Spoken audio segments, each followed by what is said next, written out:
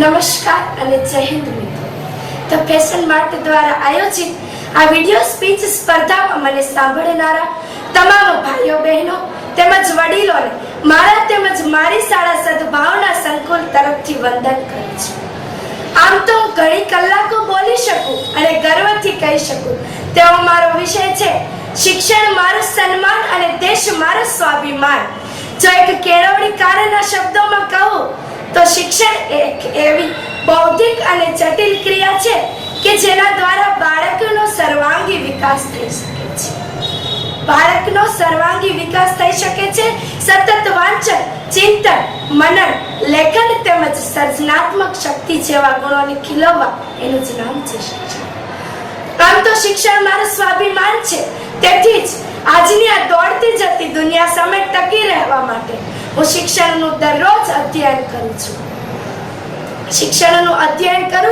Sunita Williams, Kalpana Chawla કે કિરણ બેદી જે આદર્શ જગ્યાએ પહોંચ્યા છે તે આદર્શ જગ્યાએ હું પણ પહોંચીને મારા દેશનું સ્વાભિમાન વધારવા માંગુ છું અને તે બધા માટે મારે શિક્ષણ રૂપી કેળીએ જ પગ રમાડવા પડશે.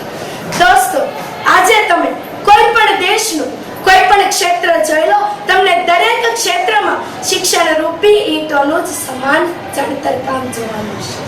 દોસ્તો, દરેક દેશના દરેક નાગરિકને સામાન્ય હેસિયતથી ઉગવા દે એવા શિક્ષણની શોધ થઈ રહી છે.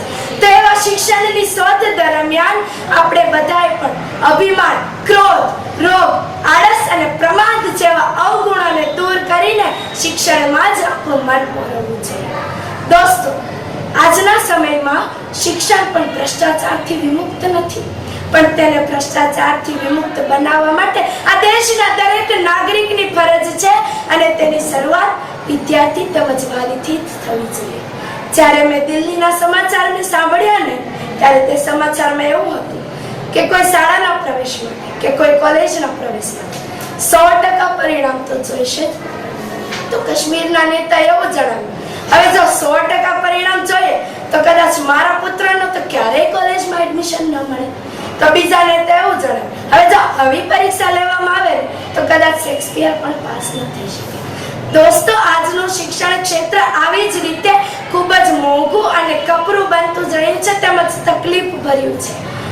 આજના સમયમાં તમે કોઈ પણ દેશનું કોઈ પણ ક્ષેત્ર જોઈ લો, તમને તે ભ્રષ્ટાચારથી વિમુક્ત નહીં જોવા મળે, પરંતુ આજના શિક્ષણની એક ફરજ છે કે તેને ભ્રષ્ટાચારથી શિષ્ટાચાર શીખવાડો. તેથી જ હું દરરોજ થોડું વાંચું છું, થોડું લખું છું અને થોડું ચિંતન કરું છું અને શિક્ષણને જ મારું સન્માન ગણું છું, શિક્ષણને જ મારું સ્વાભિમાન ગણું છું. આમ તો આપણા ભારત દેશની શિક્ષણ પદ્ધતિ સુધરી રહી છે. આપણા ભારતમાં શિક્ષણ રૂપી ખેડાણ થઈ રહ્યું છે અને આપણો ભારત દેશ સાવ વિદ્યાલય વિમુક્ત થઈ આ પંક્તિને પણ સાબિત કરવા જઈ રહ્યો છે. તો આપણા ભારત દેશને આટલો બધો સ્વાભિમાની છે, તેથી મને એક પંક્તિ કહેવાનું મન થાય કે આપણો ભારત દેશ એટલે શબ્દ એક શોધું ને આખી સંહિતા નીકળે, શબ્દ એક શોધું ને આખી સંહિતા નીકળે. અરે કૂવો એક ખોદું ને આખી સરિતા નીકળે, કૂવો એક ખોદું ને આખી સરિતા નીકળે. જ્યારે આપણા ભારત દેશનો આપણે ઇતિહાસ જોઈએ તો આપણા ભારત દેશનો ઇતિહાસ કંઈક એવો હતો કે પહેલાના સમયમાં બીજા દેશમાંથી વિદ્યાર્થીઓ અહીંયા ભણવા આવતા. જ્યારે અત્યારની પરિસ્થિતિ તો બિલકુલ બદલાઈ ગયેલી છે. તો હવે જરૂર છે આપણા પણ શિક્ષણ ક્ષેત્રને પ્રેરક બળથી વિશ્વને આપણા તરફ ઝુકાવવાની. અરે વિશ્વ તો ઝુકવા માટે તૈયાર જ છે, પણ ઝુકાવવા વાળો સ્વામી વિવેકાનંદ જેવો મહાન ગુણો વાળો કોઈ પુરુષ નથી.